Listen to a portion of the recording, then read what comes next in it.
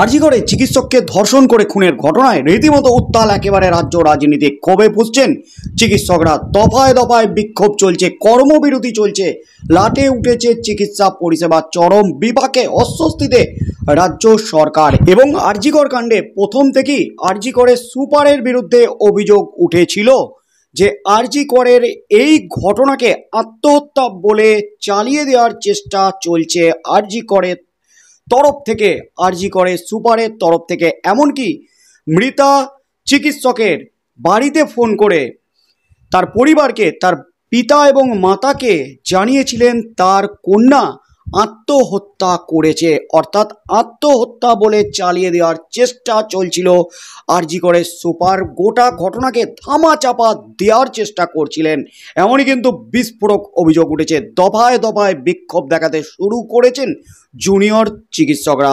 গোটা দেশ জুড়ে চিকিৎসকরা আন্দোলনের ডাক দিয়ে দিয়েছেন, চরম অস্বস্তিতে। এমনকি স্বাস্থ্যমন্ত্রী তথা মুখ্যমন্ত্রী মমতা ব্যানার্জির পদত্যাগের দাবি জানাচ্ছেন বিভিন্ন মহল থেকে। তার মধ্যেই কিন্তু গ্রেপ্তার হয়েছেন আরজিকর কাণ্ডের অভিযুক্ত সঞ্জয় রায়। পুলিশ দাবি করছে জেরায় তদন্তে সঞ্জয় রায় নিজের দোষ স্বীকার করে নিয়েছেন, তিনি এই ঘটনার মেন অভিযুক্ত।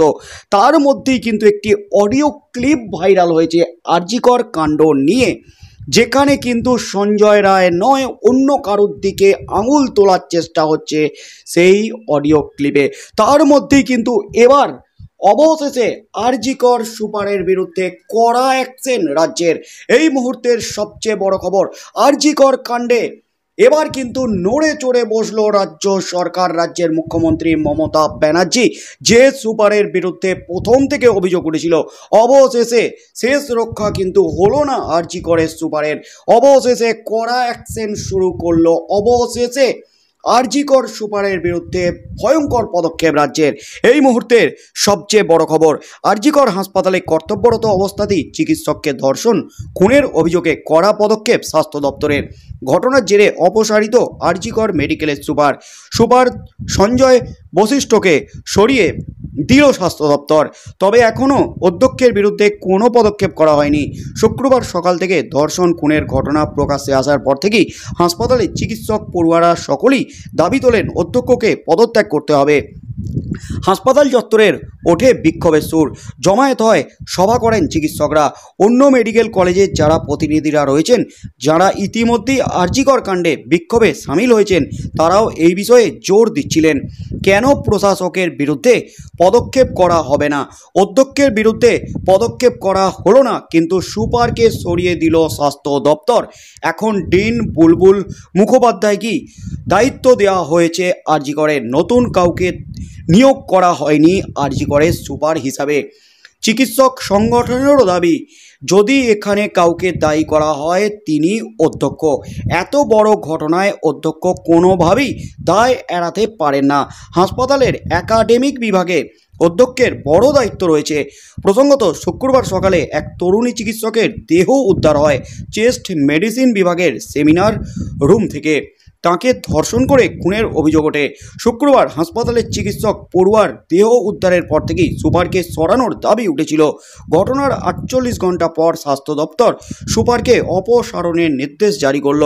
এই ঘটনায় ইতিমধ্যেই এক সিভিক ভলেন্টিয়ারকে গ্রেপ্তার করেছে পুলিশ। সুপারের বিরুদ্ধে অবশেষে কড়া অ্যাকশন নিল স্বাস্থ্য দপ্তর, যেখানে স্বাস্থ্যমন্ত্রী স্বয়ং মুখ্যমন্ত্রী পুলিশ মন্ত্রী মমতা ব্যানার্জি অবশেষে ঘটনার 48 ঘন্টা পর দাবি মানল রাজ্য। অবশেষে সুপারকে সরিয়ে দেওয়া হলো, কিন্তু এখনো পর্যন্ত বহাল তবিয়তে রয়েছেন অধ্যক্ষ। আরজিকর কাণ্ডকে, এই ধর্ষণ এবং নৃশংসভাবে খুনের ঘটনাকে রীতিমতো অন্য পথে চালনা করার চেষ্টা চলেছিল আরজিকরের তরফ থেকে। এটাকে নিছকই আত্মহত্যা বলে চালিয়ে দেওয়া হয়েছিল। আপনার কন্যা আত্মহত্যা করেছে মধ্যরাতে, এমনই কিন্তু দাবি করেছিল তার পিতা এবং মাকে ফোনে। তার বাবা এবং মা, মৃতা চিকিৎসকের বাবা এবং মা, তারা কিন্তু আকাশ থেকে পড়েন।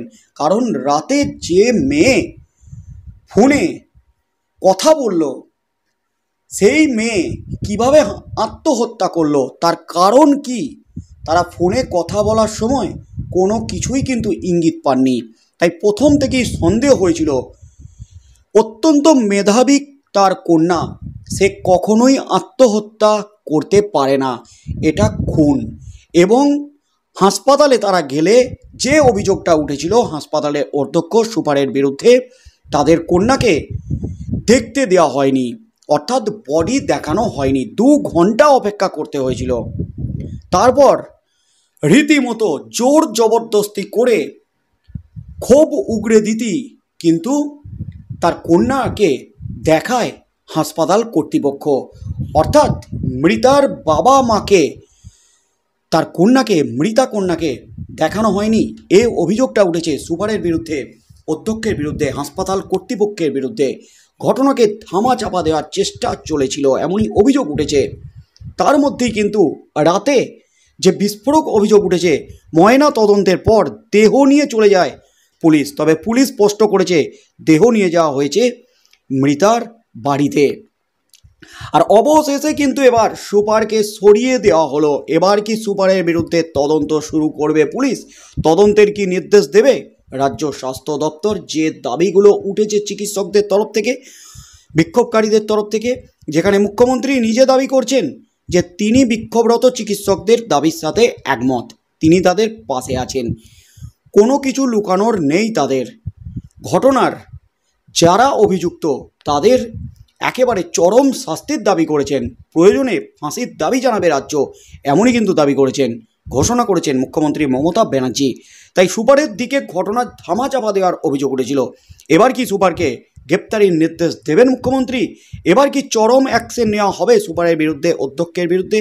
সুপারকে সরিয়ে দেওয়ার পর পড়ে রইল অধ্যক্ষ, অধ্যক্ষের বিরুদ্ধেও কি কড়া স্টেপ নেবে রাজ্য স্বাস্থ্য দপ্তর? কি হতে চলেছে আগামী দিনে? তদন্তে কি এবার নাম জড়াতে চলেছে সুপার, অধ্যক্ষ, আরজি কর কর্তৃপক্ষের? কারণ তারাও এই ঘটনার দায় এড়াতে পারে না। নিরাপত্তা বেষ্টনী এড়িয়ে মধ্যরাতে কিভাবে ঢুকে গেল 4 তলার সেমিনার হলে একজন সিভিক ভলেন্টিয়ার, একজন বহিরাগত? এই প্রশ্নগুলোই কিন্তু উঠে গেছে। আর তার মধ্যেই কিন্তু যে অডিও ক্লিপ ভাইরাল হয়েছে তাতে কিন্তু রীতিমতো বিস্ফোরণ ঘটেছে। বিভিন্ন সংবাদ চ্যানেলে কিন্তু, নিউজ চ্যানেলে কিন্তু এটি প্রচার করা হচ্ছে। তাই আগামী দিনে কি হতে চলেছে এই আরজিকর কাণ্ড নিয়ে, শেষ পর্যন্ত কি পদক্ষেপ নেন মুখ্যমন্ত্রী মমতা ব্যানার্জি? সুপারের বিরুদ্ধে কি স্টেপ নেয় রাজ্য পুলিশ? অধ্যক্ষের বিরুদ্ধে কি স্টেপ নেয় রাজ্য পুলিশ? শেষ পর্যন্ত গ্রেপ্তার হন কিনা সেদিকেই চোখ থাকবে গোটা রাজ্যের।